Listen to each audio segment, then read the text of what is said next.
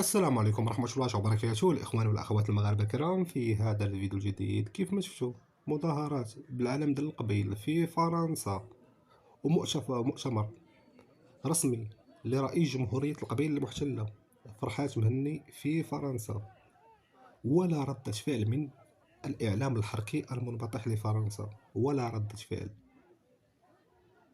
دائما كنسمعوا الجزائريين كيتكلموا على السيادة، خط أحمر إلى غير ذلك. أين هي السيادة ديالكم؟ كنظن أنه موضوع تقسيم الجزائر أهم مليون مرة من موضوع الصحراء المغربية، أهم مليون مرة. لكن الإعلام الجزائري المنبطح ممنوع من نقل هذه الصور كيف ما كتشوفوا، وحط لك فيديوهات على الصحراء المغربية. هنا كتعرف أنه سر وجود دويلة الجزائر الفاشلة مرتبط بملف الصحراء المغربية. عمل مثل هذا ديال قيام جمهورية القبيل راه كيضرب السيادة الجزائرية بين قوسين اللي كتكلموا عليها نتوما. وكيف ما كتقولوا نتوما الحدود الموروثة على الاستعمار، ربما لأنه فرنسا هي اللي صنعت الجزائر، والحدود ديالها فرنسا هي اللي صنعتها.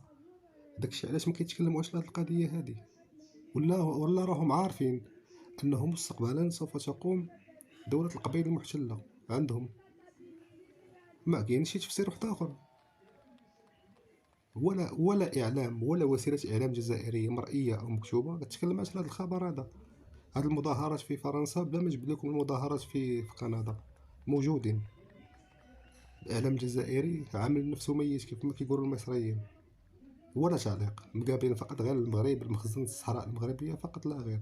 بتعرف أنهم دويلة فاشلة، بصيروها كيف ما كنقول دائما الزاوية.